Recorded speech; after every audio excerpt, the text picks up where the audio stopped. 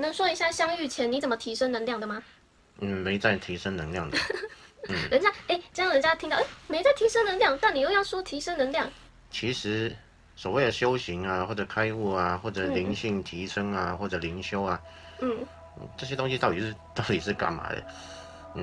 其实是有两个不同的面向啊，就是嗯如果我们现在身处的地方是个游戏，是个嗯游戏，就像线上游戏一样，那我把开悟就把它比喻成登出。嗯。你登出游戏之后，然后发现，自己不是游戏里面那个人物，然后原来自己原来是玩家，并不是那个人物。等一下插一下话，你登出是开悟，开悟是回家吗？不是回家。不是回家，是在回家之前，可能在门口。呃，这么说好了，就是跳出游戏之后，发现自己是玩家嘛。那先发现自己是玩家。先发现自己是玩家，那再来就是你消化掉对游戏的执着，慢慢你对游戏就很淡然，然后就不太想玩，然后再把游戏关掉，然后走人，这时候才需要回家。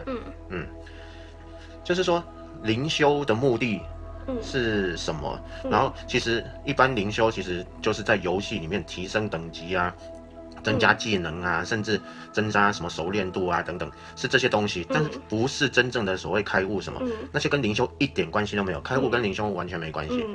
这个是大家不清楚的，大家想说我就是打坐，然后灵修，然后有一天我就会开悟，其实完全不会呢。你怎么修，你还是在游戏里面，你怎么开悟？你等级再高，你还是游戏里面的人物，你怎么可能变成玩家？不可能的。所以很多古时候到现在的那些古圣先贤，我们说佛陀好了，佛陀是怎么开悟的，怎么成佛的？他这个大概讲一下，佛陀他的一个心路历程，然后跟他的一个修行的旅程到底是怎样？他大概是这样，他是一个印度的王子，本来要继承王位的，那他这个国王很保护他，从小都不让他去看到一些什么生老病死啊这些现象。他一直觉得人生是很美满的。有一次他好奇，他从来没出过皇宫，然后就叫大臣偷偷带他出去玩，去外面游览一下。结果他出去旅游不得了了，看到民间有生老病死，然后有很多痛苦的现象，结果发现生命竟然有终点，人会挂掉。这个让他很震惊，他想说怎么会这样子呢？生命不是永恒的，然后而且还有很多的痛苦。那他就想说不行，我一定要帮助我的人民找出一个办法来，或者找出一些办法能够解决掉所有的痛苦，以及让生命能够永恒，不会消灭，不会毁灭。他就把他这个王子身份完全撇下，偷偷一个人带着一个包袱，然后就去外面流浪，就是为了要找到办法来解决这些东西。然后他就去了之后，他听说哪里有名师，然后有好的老师，然后修行很高的，他全部都去拜访，全部都去拜师，然后去学习。他在每一个老师那边都把他的法门啊方法都修炼到最高，甚至比那个老师还行了。那在这种情况下，然后达到最高的境界，然后发现都没办法解决生命的这些问题。他跟了很多个老师，然后他也找了一个办法，然后听说修苦行可以的解脱，然后他就修苦行，他就把自己在森林里面，然后打坐，然后不吃不喝，然后虫咬啊，日晒雨淋啊，这样，对啊，很辛苦啊，然后就这样子修，然后都快挂了。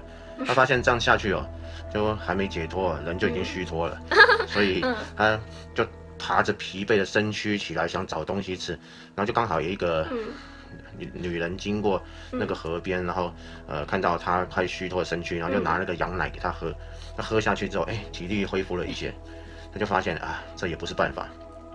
他花了很多年去找方法，发现世界上所有的方法，所有的老师他都跟过了，都修炼过了，发现完全没有用，解决不了生命的这些问题。后来他就放弃了。他放弃不是说就放弃这件事，他想说没辙了，没办法了。他就走到一棵菩提树下就坐下来，他就想说，如果我坐在这边没办法找到解决生命的这个办法，没办法去让自己解脱的话，我就死在这里吧。所以他就坐在那边不起来了，干脆想说算了，放弃了。但是他原本有一个很大的目标但是他放弃的时候，一放弃之后，这下不得了了。怎么说呢？他人生把所有事情就在那一瞬间放下来了，没事了，没事了。他终于停下脚步了。原本他往外一直寻觅，然后在那一刻他停下脚步，安顿下来了，就处在了那个当下，什么都没有，没有了想法，没有了目标，然后什么都没有，就剩下很单纯的存在。就这样子，在某一天的早晨，然后他开悟了。所以这个就是他的过程，这也是所有灵修的人的一个过程。那这个过程到底是什么呢？就一开始前面，就是去一直修，然后灵修，然后追很多东西，我要有什么能力啊，还要开通什么啊，什么什么的。有很多不同的课程啊，你去学啊，去修，去练。然后你如果真的想去开悟的话，你会发现所有的办法、所有的法门，都没有效，都没有用，它都不是真正能让你解脱的办法。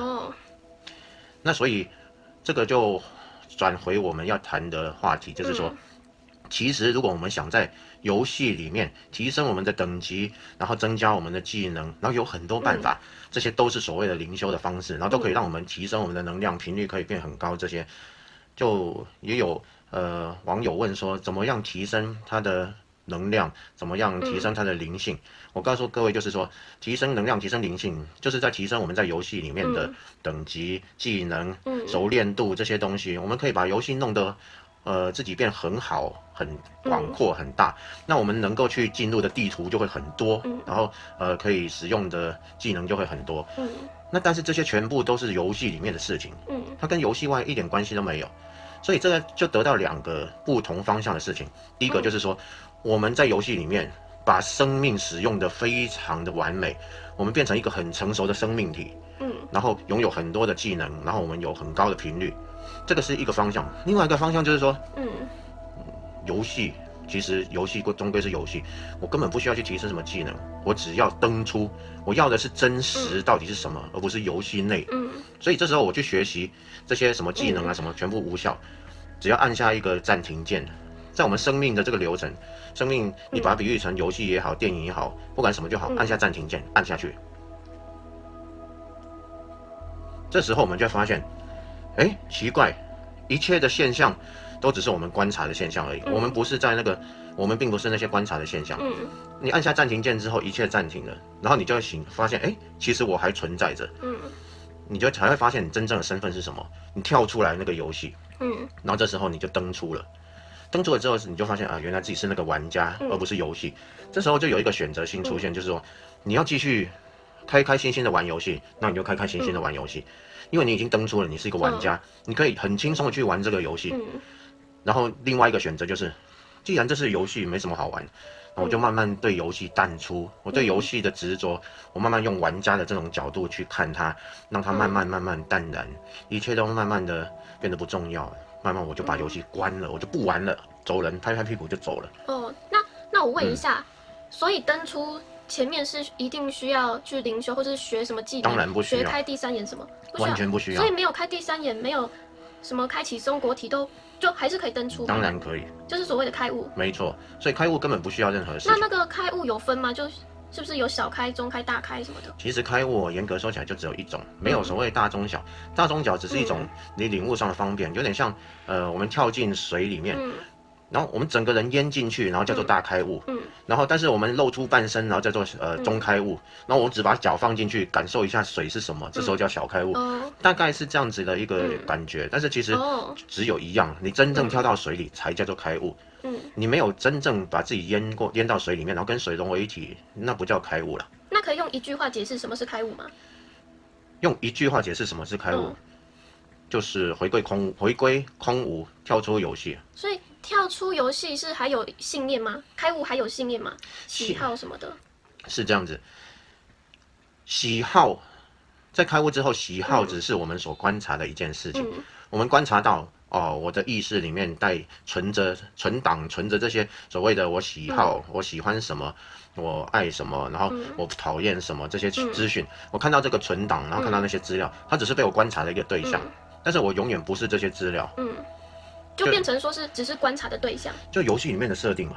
我看到游戏里面我的人物是怎么设定的，我的数值是多少，我偏向什么属性，这些就是我的人物的喜好啊。但是那些都是不能代表自己，那些都只是游戏的角色。没错，游戏角色的属性，游戏的一些设定，就是真正的我们其实就是一个玩家，在看着游戏的角色跟游戏里发生的一切。没错啊，所以这个就要问问读者，就问问观众们，你看这个视频，你到底想得到一些什么？就是你到底是想成为一个很成熟、很完整的生命体，然后在游戏里面很尽情的、疯狂的玩得很尽兴，然后可以玩的场景很多呢？还是你真的想知道真相是什么？你跳出游戏，登出，然后体会真实到底是什么？我不想在这个虚假的游戏里面了，不管它多么美好，它就是假的。那如果你是这样想，那你追求的是登出，这两个要分得很清楚，然后再来谈说你要什么。重点是你要什么，重点是要什么，而我们可以分享给你们我们所知道的这两个，不管你选哪一个，都只是一种选择，都是自由的。那我们就可以去两个都一起分享，这样。没有错。我们就好像导游一样，可以告诉大家说，哪边有好玩的，可以玩一些什么这样子。在游戏之内，这些都是在游戏内的东西。就是这游戏里面有些东西，我们玩过，然后可以带着大家玩这样子，就是一同玩的。这是一条路，一种选择。我们这条路我们也会分享。如果你是想要玩的，不是想要什么登出的、开悟的，然后跳出游戏的，那我们就会分享一些，如何提升灵性啊，怎么做啊，有什么方法啊之类的，有些什么可以玩啊，有什么超能力、魔法什么可以开启的啊，这些都会分享给你们知道。